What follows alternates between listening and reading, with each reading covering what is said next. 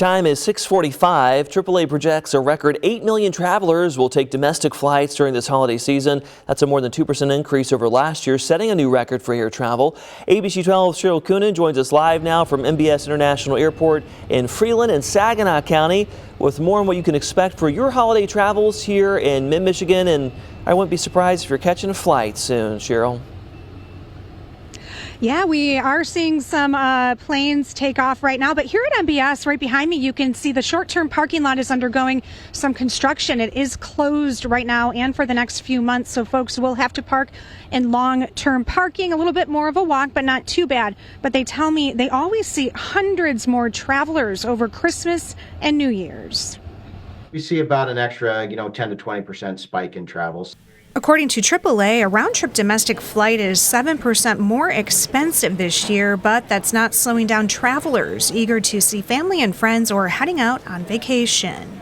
For a regional airport, it doesn't seem like that's a whole lot, but it does create an increased capacity. James Kanders is the airport director at MBS International Airport. He says TSA is back up to the staffing levels they were at prior to the government shutdown, and the airport is prepared with additional checkpoints, but travelers should still give themselves extra time. This is outside of their control. Once that 45-minute mark hits, they can't enter new baggage into the system. He recommends at the very least arriving an hour before your flight, but preferably an hour and a half. If you're preparing to travel over Christmas or New Year's, experts recommend being prepared. They say plan ahead for weather. Snow and ice can slow things down. Know about potential travel disruptions ahead of time.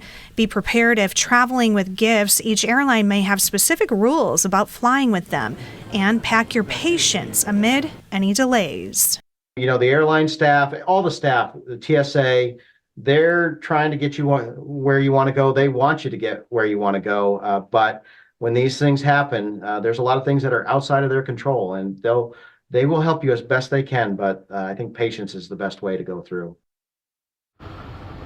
And he also wants to remind travelers that starting February 1st of next year, you have to have that Real ID, which has this little star in the upper right-hand corner.